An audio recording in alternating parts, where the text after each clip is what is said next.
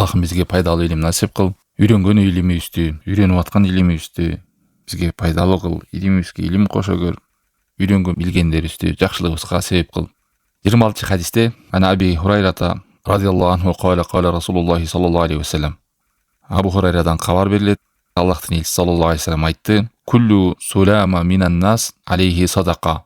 Адам баласынын ар бир таңында эрте менен, ар бир муунуна же ар бир сөөгүнө, муундарына, эки сөөк менен бириккен жердеги муун деп коебу, мына ошого садака бериши керек. Ар бир күн чыкканда, таң аткандан баштап. Эки адамды жараштырса, алга да сообу, садаканын сообундай. Бир адамга жардам кылып койсо, тургузуп же өңөрүп, ушундай кылып, же бир буюмун көтөрүшүп, ташып, жеткизип койсо, ага да садаканын сообу. Жакшы сөз да садака. Адамдын ар бир мечитке барган кадамы да садака. Жолдон бир нерсе, адамдарга тоскоол боло турган нерсени көрүп алып койсо да, ага да садаканын сообу.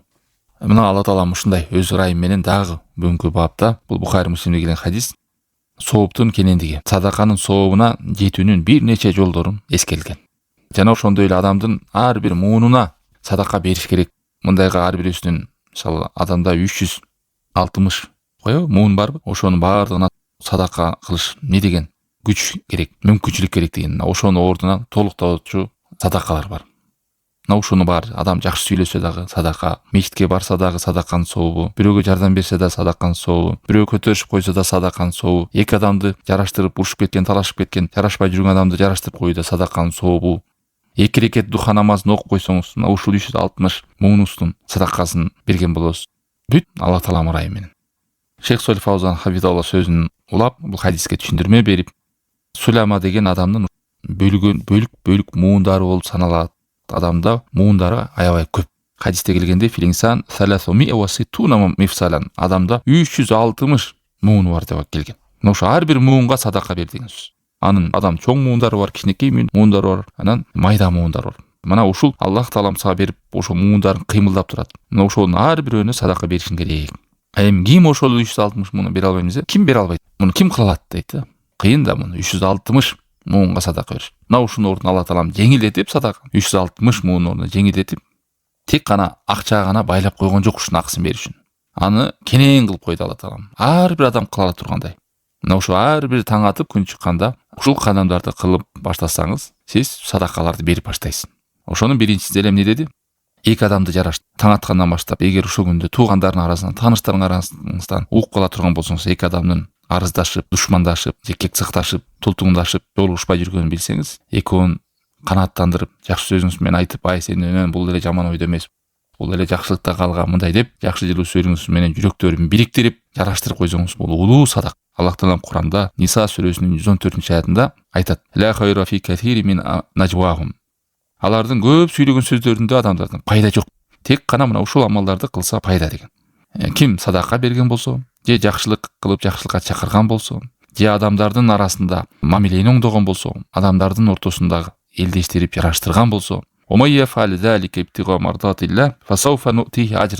ким ушундай амалдарды кыла турган болсо, биз келечекте жакында аларды улуу сооптор менен беребиз. Кимде ким ушуну Аллахтын ыраазылыгы үчүн кылган болсо деген.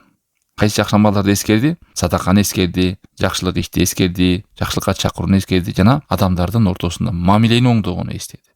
Мамилени оңдоону эскерди. Мына адамдын жүрөгү таза болсо, жакшылык дайыма жакшылыкты көздөйт. Эки адамдын арыздашып кеткенине кубанбайт. Ошого күйөт, оңолуп кетишин, элдешип кетишин, ынтымакта жакшылыкта жашашын каалайт. Мына адам дайыма ушундай нерседе жүрүш керек.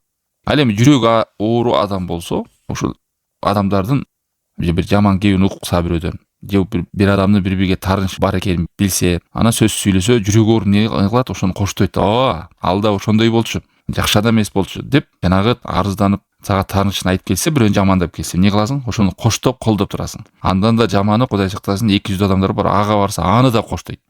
Мындай чыкканда экөөнү бири-бирине кайраштырып, уруштурууга, бири-бирине мындай бир күчөшүнө, от жагышына, бири-бирине болгон жек көрүүнүн өнүгүшүнө себепкер болгон адамдар болот. Бул жаны кир адам, Аллах сактасын. Аларды элдештирүүнү ойлобойт, балким дагы бир жалган маалыматтарды айтып келип, ушундай немеге алып барат. Бул каяктагы садаканын сообу. Бул күнөөнү жыйнагандан башка эч нерсе таппайт. Алла сактасын. Балким ошо турмуштун айынан же ар кандай сөздүн айынан адамдар, туугандар таанышып кетсе, ошолорду оңдоочулардан, бириктирүүчүлөрдөн болууга себеп кылыңыз. Бөлүнүп жарылуудан, кек сактоого, душмандыктын таркашына тарынууга, ошондойго алыстап кетүүгө себепкер болуп калуудан сак болуңуз, Алла сактасын. Мына туугандардын арасында деле канча адамдар айлап жылдап сүйлөшпөй жүрүшөт. Канчалары айлап кек сактап жүрүшөт. Ал жерге барган жерге мен барбайм деп. Анан ошону билип, эки жака тең эки жүздүү болуп жүргөндөр бар. Жакшы сөз менен колдоп, элдештирип коюу оюнда да жок. Бул каяктагы мындайга садаканын сообусун. Бул жерде эмне таъдилу байнитнейн. Мусулман адам дайыма адамды элдештирүүгө, бириктирүүгө керек болсо бир жаман сөз угуп алсаңыз айтпаңыз. Кээ бир адамдар байкабайт ушуну. Эмне сүйлөсө айта берет да. Ушул сөз адам эки адамды бириктиреби? Мейли сен уккан сөзүң чын болсун. Ал айтып атпайбы деп айтып сөз ташып бөлө турган, жара турган, адам көңүлүн оорута турган, бири-бирин алыстата турган сөздү уксаңыз айтпаңыз. Ичиңизде сактап калсын. Ошол адам жөнүнөн айтып алса дагы, же сиздин максатыңыз бөлүү, жаруу эмес, алыстатуу эмес, жакындатуу, бириктирүү. Фаллади юриду ан юслиха яжиб алейхи ан яъдила ва ла яжур ала хадим. Мына ошо бириктиргенде колдон келчи адам эмне кылыш керек? Адилеттүү болуш керек. Бири-бирине зулум кылбаш керек. Өз нафсине ээрчип кетпеш керек. Аллах таалам Куранда не деген фаслиху байнахума бил адл ва акситу. Аларды сен адилеттүүлүк менен бириктиргиле. Адилеттүүлүк менен оңдогула. Аллах таалам чындыгында адилеттүүлүк кылгандарды жакшы көрөт деген. Васулх инама хуа ан таради фала южбра ахадум алей. Сулх деген экөөнү элдештирүү деген экөө тең канааттанып, бири-бирин кечирип, бири-биринин акыларын таштап ыраазы болушу да, бири-бирин мажбурлоо эмес. Сулх деген мына ушундайга себепкер болгон адам, альхамдулилlah, канча муна садаканын соогун берип, жакшылыкта жүргөн болот. Ватуину раджулу фи дабати. Мына ошондой эле адам бирөө адамдын мейли машинасына отурушуна болобу, өзүнүн эшеги, аты, төөсүнө минишине алыс болсо, ошо жардам берип коюу. Көтөрүшүп коебуз. Же анын буюмун көтөрүп коебуз. Мына бүгүнкү күндө машинасы бузулуп калган болот. Бирөөнүн аккумулятор отуруп калган, өтүп баратасыз. Ошону оталдырып коеюнчу деп же түшүп койбой, суукта бир адам машинасы бузулуп турат, өтүп баратасыз. Ишиңиз жок, өтүп кетесиң. Адам садака сообун алып токтоп сурап адам, балким бир нерсеге муктаж. Такыр биле алсаңыз да жакшы сөзүңүз менен колдоп койсоңуз, кандай адам кубанып калат, жолдо калып калат. Мына ушундай адамдар садаканын сообуга ээ боло берет, жардам берүү үстүндө. Ватаавану алал бирри ва тақва деп Алла таалам Куранда эмне деген? Бири-бирибизге мусулман момун адамдар жардам берүүгө буйруган, таквалыкта, жакшылыкта. Субханалла, мусулман адам канчалык башка бир адамга жардам тийсе экен деген жүрөгүндө күйүтү, камы, ою болсо, ал адамга Аллахтын жакшылыгы жай берет. Муслимде келген хадис айтат: "Валлаху фи аунил абд ма кана ал абду фи ауни ахихи." Аллах таалам өзүнүн кулунун жардамында боло берет, ал адам башка бир тууганын жардамында болгон жүргөн абалда дейт. Бирөөгө жардам бересизби? Сөзсүз Аллахтын жардамы сизге келет. Алсыз адамга, муктаж адамга жардам бер, Аллахтын жардамы сен үстүндө жүрө берет. Жана ошондой эле ва калима тойиба, жакшы сөз. Шашып алдын ала учурашышыңыз адамга береке тилеп, Аллах таалам ишиңе ийгилик берсин, береке берсин деп, жана бирөөнүн акыбалын сураганда акыбалын сурап, ден соолугун сурап, адамга жакшы дуа кылып, жакшы сөз менен эскерип, ушунун баардыгын эмне кылат экен? Кадимки жанагы субханалла, альхамдулилля, Аллаху акбар деп сооп алып атпайсызбы? Аллах тааламга жакшы сөз сүйлөп, жакшы зикир кылып. Ошондой эле адамдарга да жакшы сүйлөсөңүз, сооп ала бересиз. Жакшы сөз адамдын жанын эритет деп коет го, кубаныч тартуулайт адамга. Мына ошого да адам садаканын сообун ала берет.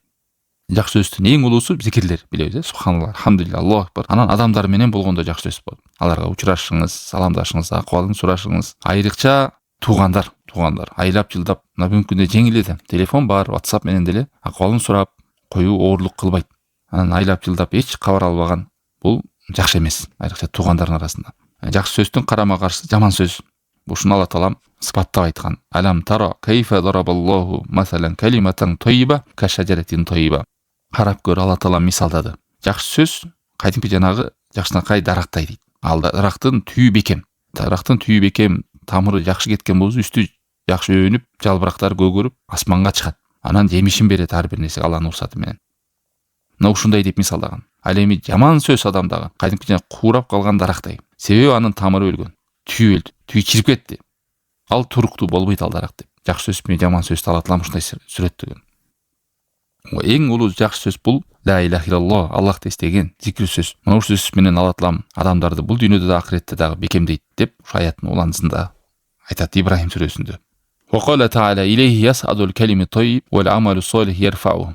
Фатир сүрөсү 10-чу аят. Аллах тааламга жакшы сөздөр көтөрүлөт, жана аны адамдын жакшы солих амалы көтөрөт деп. Аллах Таала менен адамдын ортосундагы жакшы сөз эмне экен бул? Бул Аллахты эскергени, зикир кылганы. Ал эми адамдар менен ортосундагы жакшы сөз аларды кубанта турган сөздөр, көңүлүн оорутпай турган сөздөр, жүрөгүн оорутпай турган сөздөр, бөлүп жара турган сөздөр эмес дейт.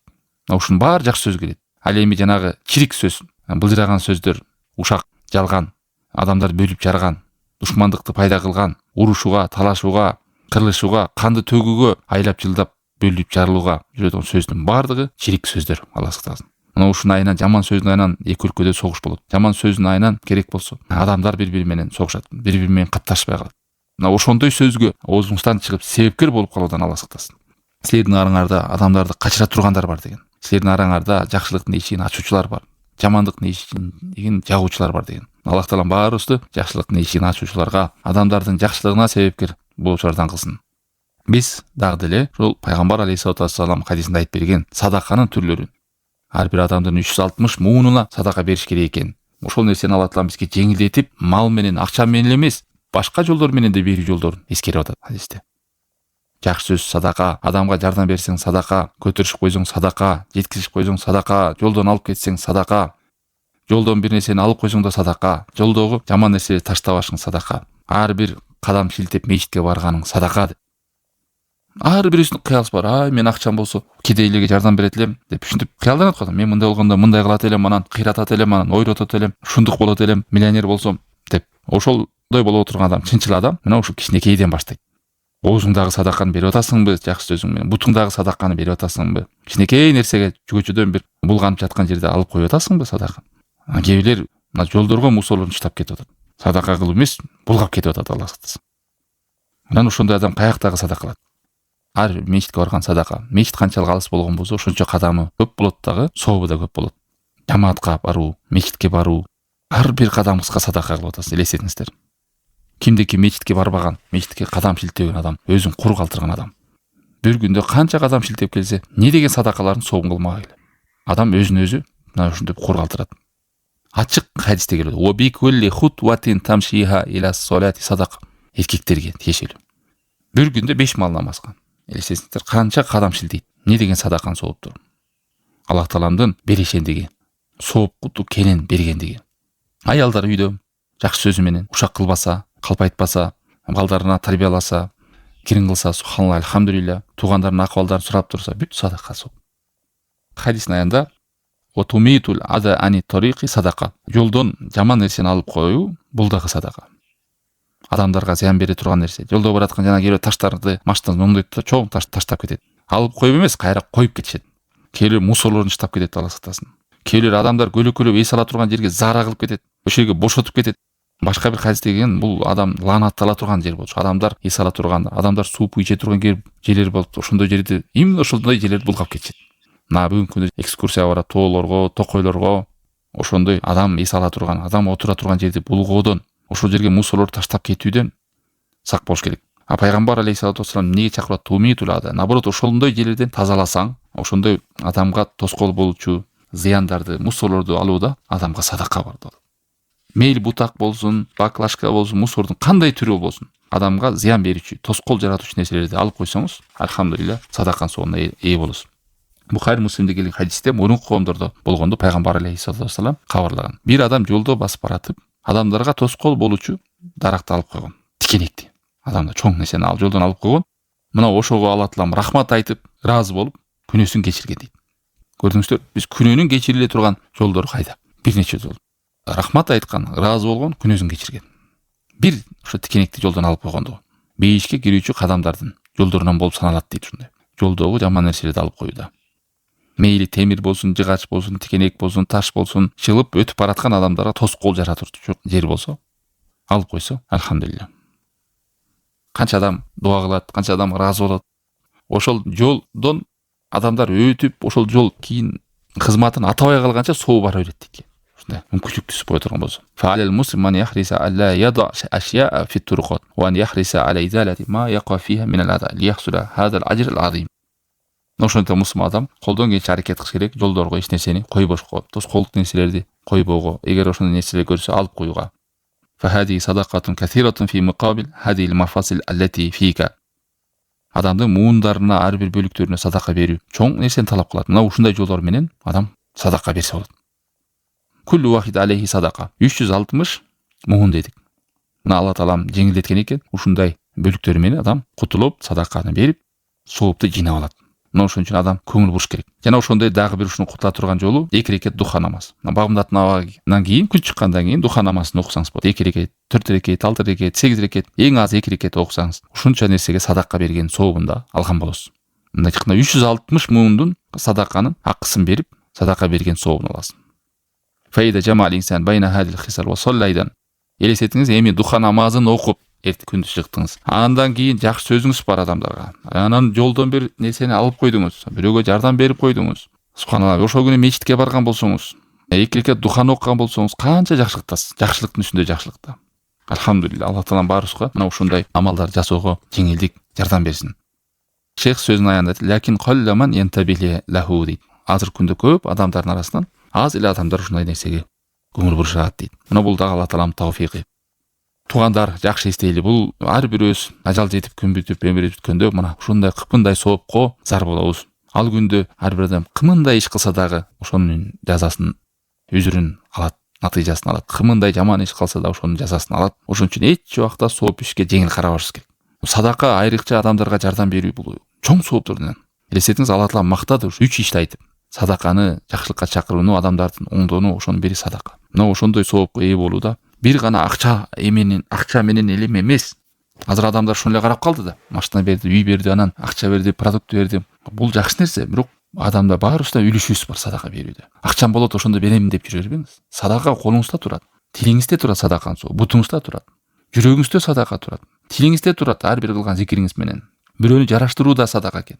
Бирөөгө зыян бербесеңиз да садака. Мечитке шилтеген кадамыңызга садака. Жолдогу нерсени алып койгонуңуз садака. Мына ушул нерсени пайгамбар алейхиссалату вассалам бизге сөзүндө баяндап түшүндүрүп берди. Аллах таала баарыбызды ушул жакшылык иштерди кылууга насип кылсын, жамандык иштерди таштоого насип кылсын. Өзүн эскерүүгө, зикир кылууга, ага шүгүр кылууга, ибадатты чырайлуу аткарууга жардам берсин. Саллаллаху тааля хайр халкихи ва алейхи ва сахби ажмаин.